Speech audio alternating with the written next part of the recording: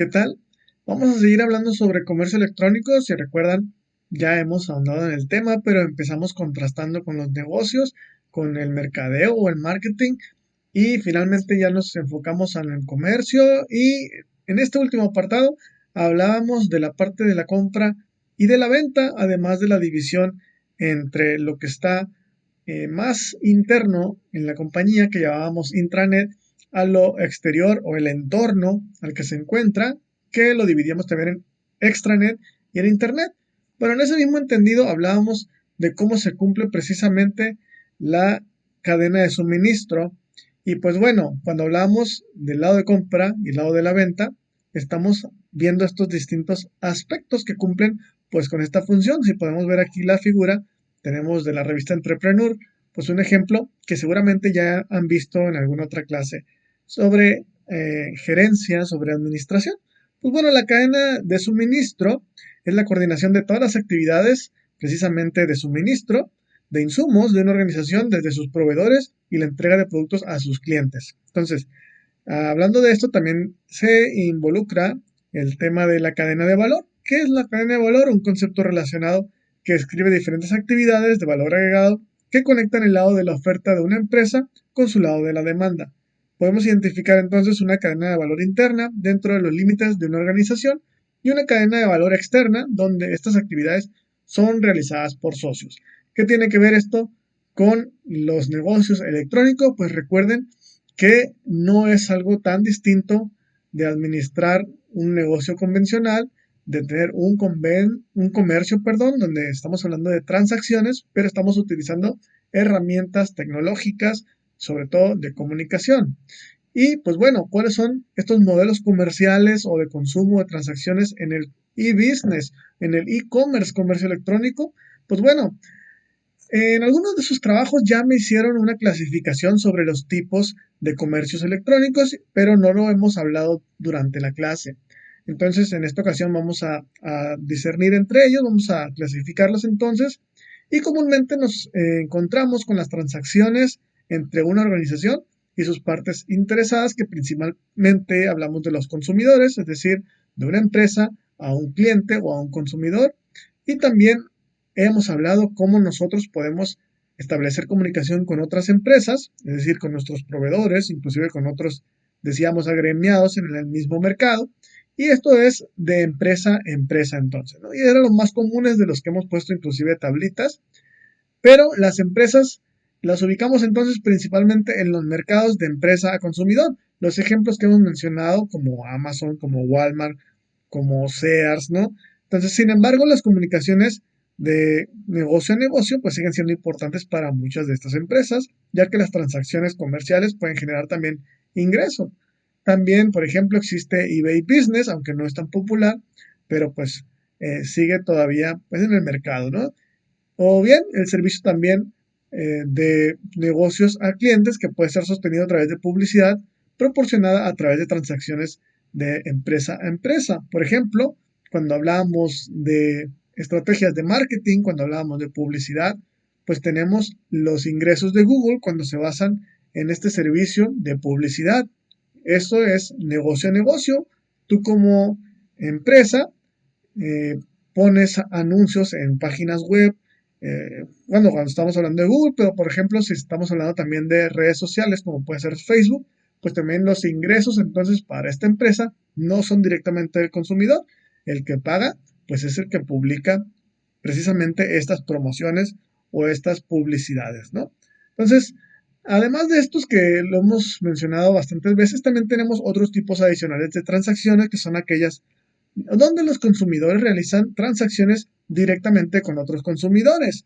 Es decir, cuando estamos haciendo una venta, como si fuera una venta de garage o a lo mejor una subasta, y seguramente estarán familiarizados con algunos de estos sitios, y también donde los clientes inician transacciones con las empresas. No necesariamente son ventas, ¿no? Las transacciones, acuérdense, puede ser información y pues en la información existen muchísima variedad. Ahorita vamos a ver algunos ejemplos en concreto. Entonces hay que tener en cuenta que tanto los de cliente a cliente y cliente a negocio pues utilizan menos, pero destacan las diferencias entre el comercio basado en Internet y las otras formas que ya teníamos del comercio. Normalmente hacíamos esta venta de productos usados, por ejemplo, y pues bueno, era común, pero no dentro ya de la formalidad, pues en este caso, este de comercio electrónico pues nos lleva a esa nueva etapa, ¿no? Las interacciones de consumidor a consumidor, que también se conocen como peer-to-peer o puerto a puerto, normalmente se describen con esas tres letritas que vemos aquí, bueno, con un dígito, P2P, de igual a igual o de persona a persona. Eran relativamente raras, pero ahora son más comunes y sobre todo en las formas de redes sociales. Redes sociales que no necesariamente implican, les decía, estos sitios como Facebook, como Twitter, sino en el conjunto de personas en una sociedad. Es decir, pasar la voz, como les decía, en una venta de garage o a lo mejor en un aspecto como de tianguis, ¿no? Bueno, Hoffman y Novak sugieren que estas interacciones de cliente a cliente son una característica clave del Internet, pues es importante también tomarlo en cuenta por las empresas, ya que por este crecimiento que se ha dado en las conexiones de banda ancha y el acceso móvil a la web, pues se han vuelto últimamente tan populares.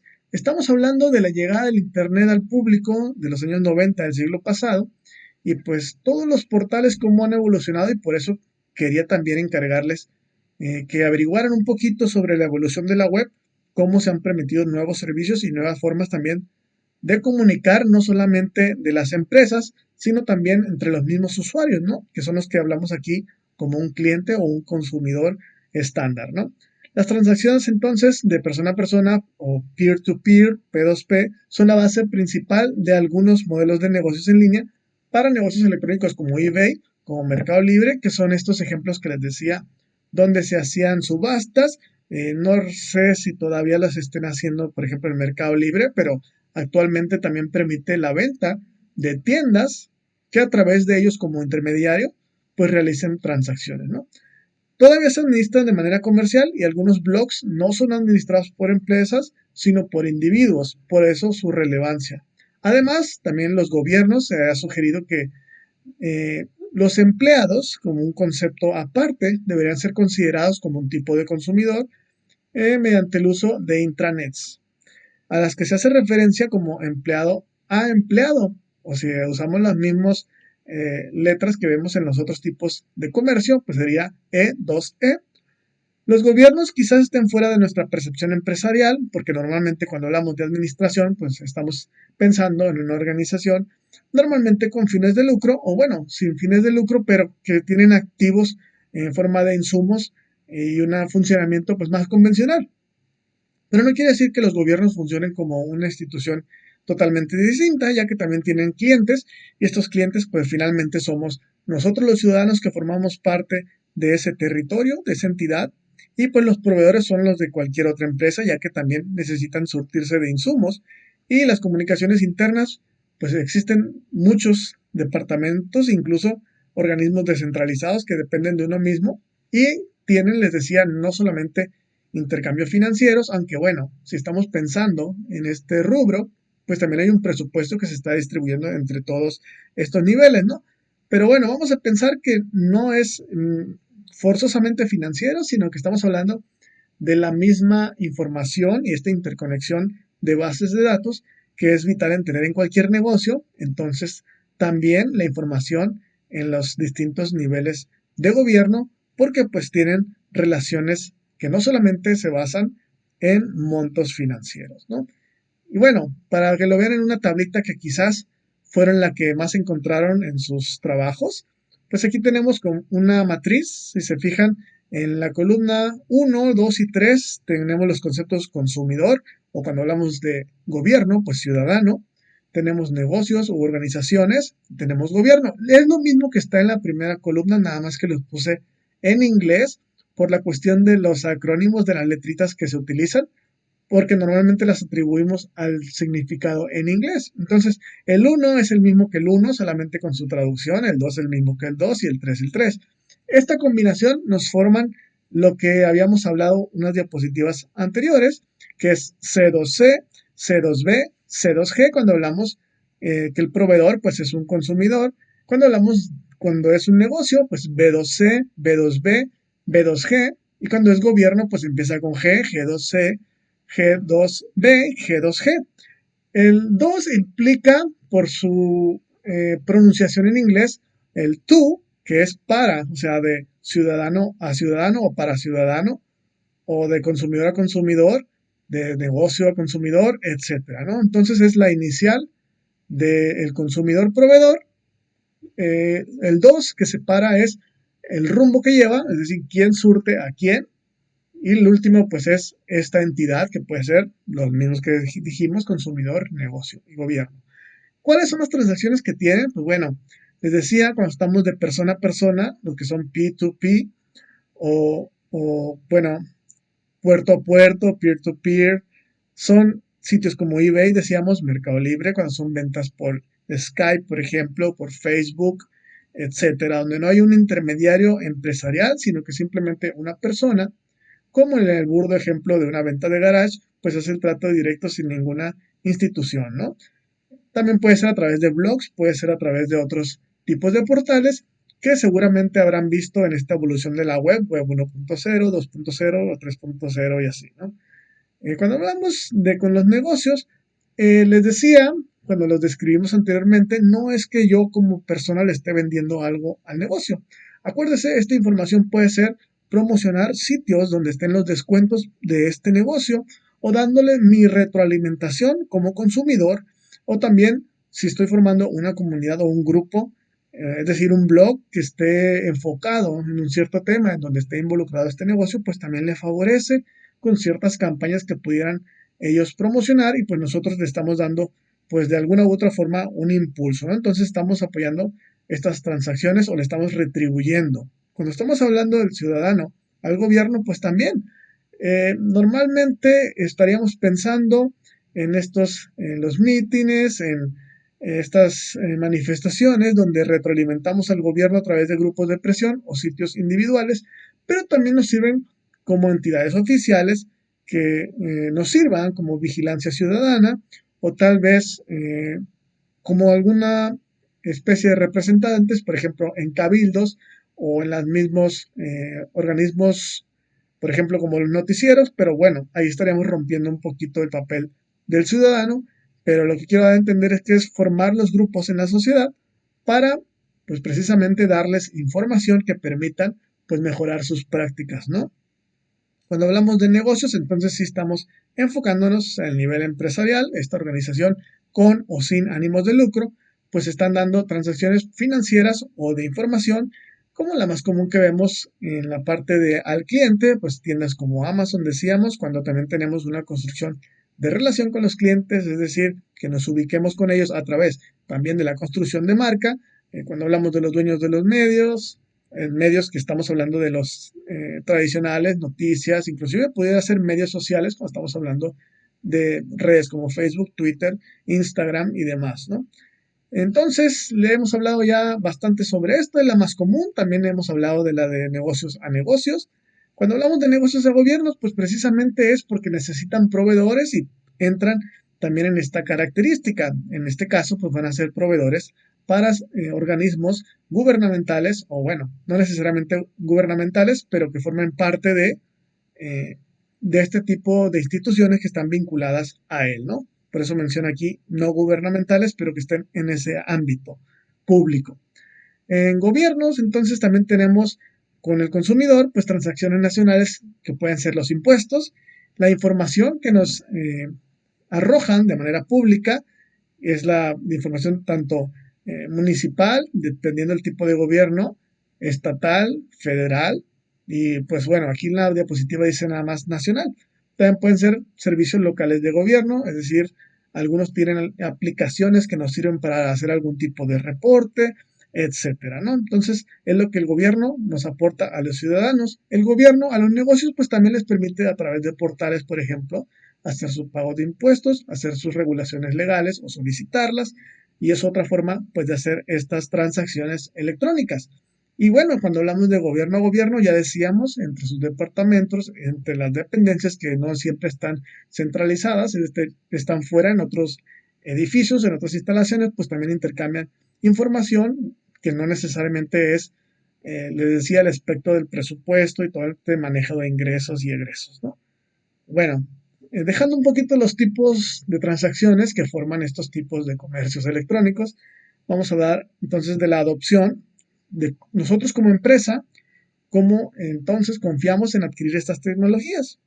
Como administradores o como gerentes, siempre estamos evaluando el impacto de todo tipo de negocios, no solamente electrónicos, sino en general cómo está la situación en cierto territorio, o sea, en cierto mercado. Y por lo tanto, el mercado involucra a las otras organizaciones que nos rodean. Entonces, ¿qué factores son los que impulsan el cambio de comportamiento de los consumidores y las empresas? Seguramente está influido por las nuevas tecnologías.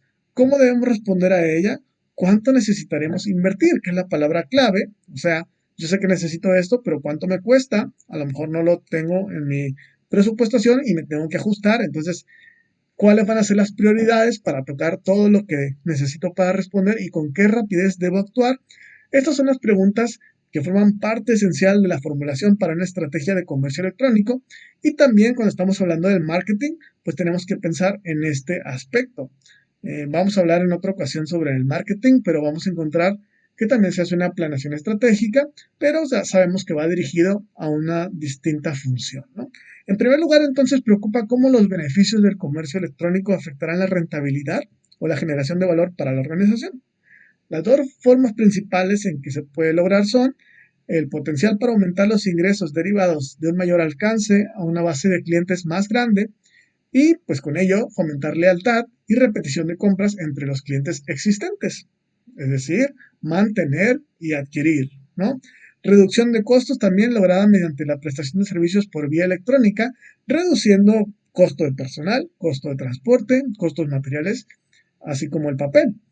Aquí hay un punto delicado donde este costo de personal pues no necesariamente va a ser una despedida masiva de empleados, sino que hay que considerar pues cuáles son los beneficios, cuáles son los perjuicios sobre estas tipo de condiciones, ¿no? Ya que estamos apegados siempre a la legalidad y siempre a los derechos de las personas y de los trabajadores.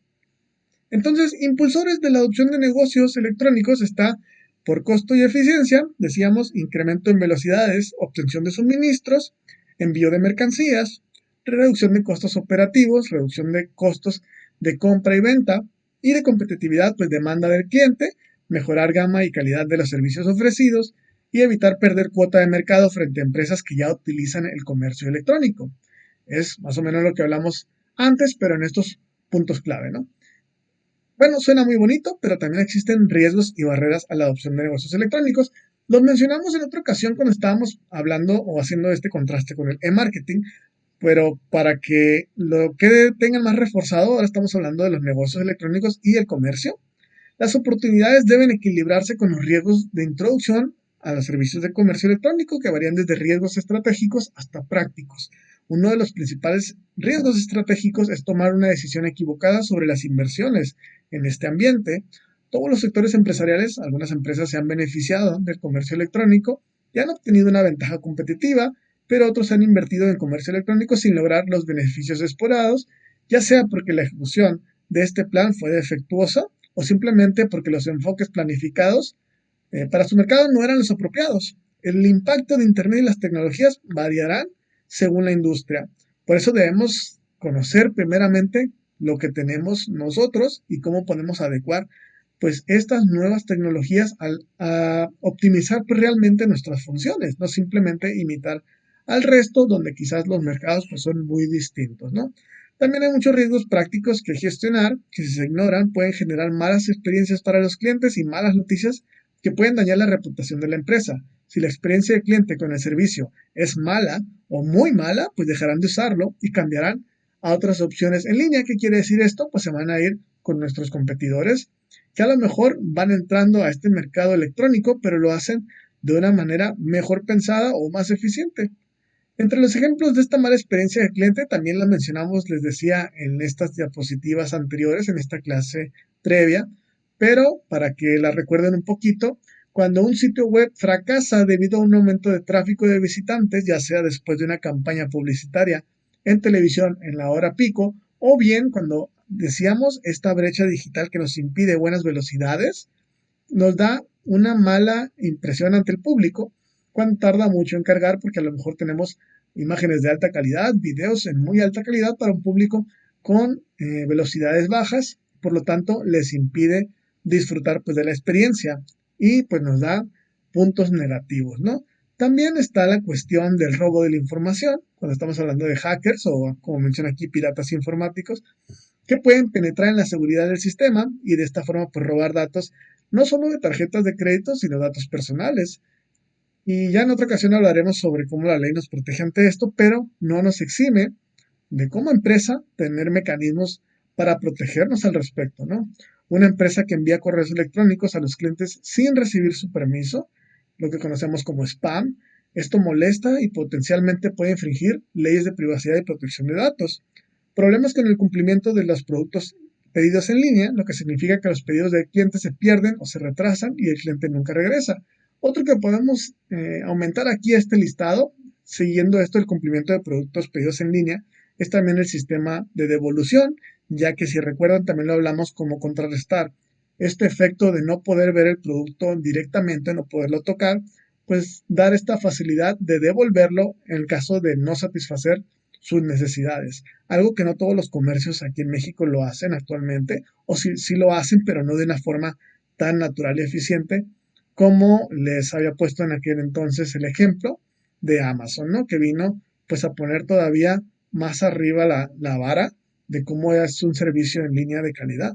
Las consultas de servicio al cliente por correo electrónico desde el sitio web no llegan a la persona adecuada y terminan ignorándose, lo cual nos da una mala imagen porque da la percepción de que no tenemos esta atención, ¿no? ¿Cómo podemos evaluar las capacidades de comercio electrónico en una organización? Pues aquí este es un, digamos, diagrama de etapas, pues muy sencillo. Después lo vamos a hablar a profundidad, pero podemos ver cómo del lado de venta, lo primero que necesitamos es marketing, a lo mejor por correo electrónico, pero sabemos que existen otros medios, los hemos hablado un poquito más, pero nos referimos precisamente a las estrategias de marketing, darnos a conocer. Y por eso la segunda etapa, que dice Stage 2, menciona como una especie de folleto. Bueno, tener un sitio que por lo menos nos sirva de información. Por eso menciona lo del folleto, que sea informativo, que además de darnos a conocer puedan consultar quiénes somos, qué ofrecemos. La siguiente etapa sería un sitio interactivo, es decir, ya contamos con más funciones, ya tenemos pues más uso de multimedios y para pasar al 4 donde ya existe las órdenes en línea y bueno, todavía hacer las órdenes, las compras en línea, tener métodos de pago, un stage o una siguiente etapa sería todavía tener esta construcción de relación con el cliente, que nos pueda evaluar, que pueda calificar los productos. Entonces, finalmente sería optimizarlo, que sería pues mejorar todavía más todo este tipo de características. Si estamos hablando del lado de la compra, pues tendríamos que revisar cuáles son los proveedores, cuál es la disponibilidad del inventario, los catálogos en línea, las órdenes en línea, integrar las bases de datos, es decir, ya hacer una conexión con nuestros proveedores o con nuestras empresas externas, nuestros contactos, y pues de esta manera hacer esta optimización de la cadena de suministro, ¿no? Es muy complejo, pero imagínense que ni siquiera llegamos al nivel 2 de estas etapas, entonces estamos muy atrás en cuestiones de comercio electrónico, ¿no? Es solamente para darnos una idea y por eso viene en esta especie de ascenso en una escalera, ¿no? Entre más arriba estemos, pues estamos mejor ubicados y claro, este último nivel siempre va a estar sujeto a las nuevas tecnologías, a las nuevas formas en que se puede un sitio estar, digamos, a la vanguardia, que puede ser en los métodos de pago, en las formas o en las promociones que pueden surgir en línea, que sean pues cada vez más dinámicas y que permitan pues dar ventajas de un sitio a otro a través pues de estos nuevos avances. Por lo pronto, aquí lo vamos a dejar. Espero haya quedado un poquito más claro porque creo que estamos repitiendo un poquito algo que ya habíamos explicado, pero ahora en una manera un poquito más extensa, ¿no? Por lo pronto aquí lo dejamos entonces. Nos vemos después y seguramente ya vieron la tarea que tienen asignada. Nos vemos.